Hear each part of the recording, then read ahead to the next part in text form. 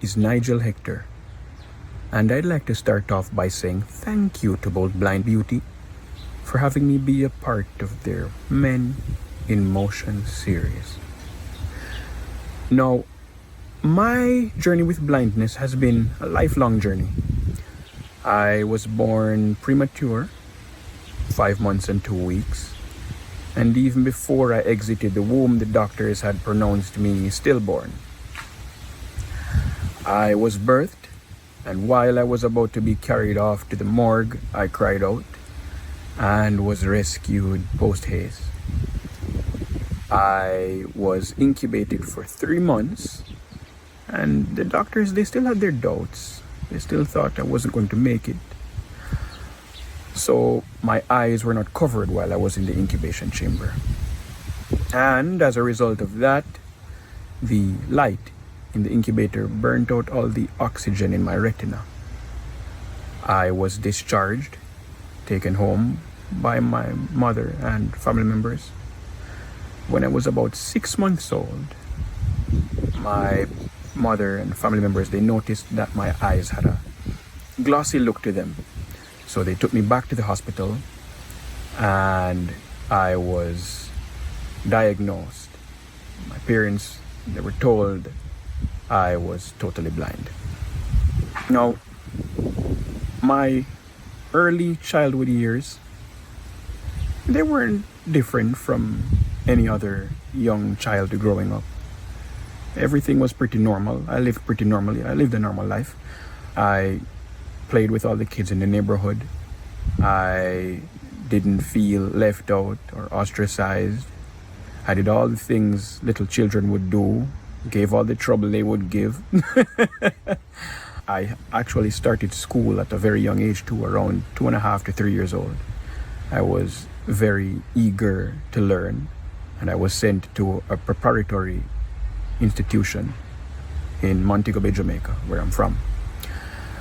See, the thing is though, in Montego Bay, Jamaica, and many parts of Jamaica, the people, they don't really know how to facilitate blind and visually impaired individuals, but they try.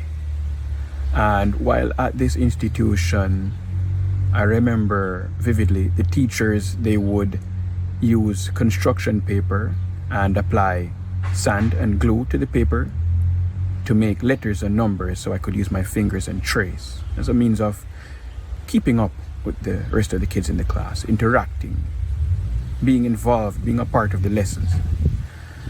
But as I already said, I was very eager to learn. I wanted to know more. So my mother started looking around to see if there were other institutions in Jamaica that would facilitate me, facilitate my learning, facilitate my growth and development. And she stumbled upon the Salvation Army School for the Blind and Visually Impaired Children. That's located in Kingston. I was sent there. I boarded at the institution, and that was where I learned a lot of independent life skills, such as how to make a bed or how to tie shoelaces, etc., etc. And I even learned Braille there. That was where I began my schooling and did a majority of my schooling.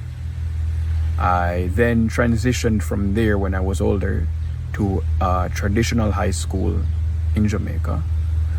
And in those high schools, they don't all know how to facilitate blind and visually impaired children.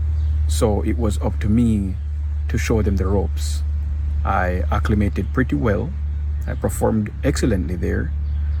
But a few years into high school in Jamaica, I migrated to the US and finished high school here.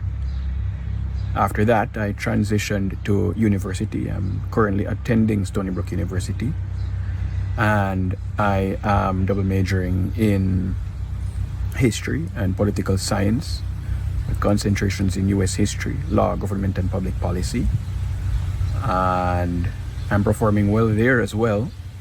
But alongside that, I'm also a recording artist. Yes, an upcoming celebrity. I firmly believe that adversity builds character, and there is nothing that's impossible to do. If you have the will, the determination to succeed, you can be whatever you want to be, no matter the obstacles that may be in your path.